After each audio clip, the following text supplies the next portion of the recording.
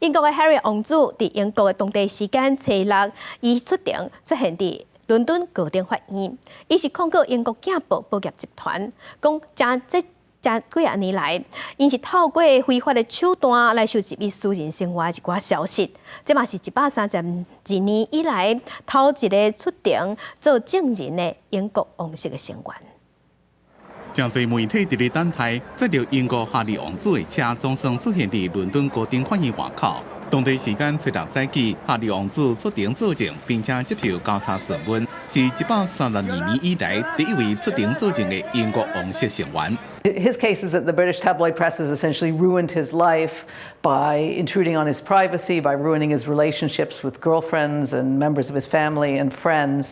加英國媒體小告。哈利王子指控英國小報發行商鏡報報業集團 MGM 旗下記者用非法的手段得到伊私人生活的消息，批評英國的媒體甲政府互相勾結，互國家的名聲變歹。被指控的英國脫口秀節目主持人，也是每日鏡報的總編輯皮爾森·摩根，只個人簡短回應講，祝福哈利一切順遂。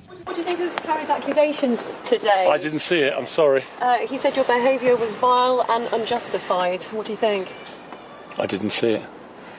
But I wish him luck with his privacy campaign. MGM 承認非法收集哈利的資訊，並且回釋了嚴格否定其他的指控。但是對英國王室嘅成員來講，出庭作證是超過1世紀以來第一遍。哈利伫初7一個出庭，英國王室對此事無發表任何評論。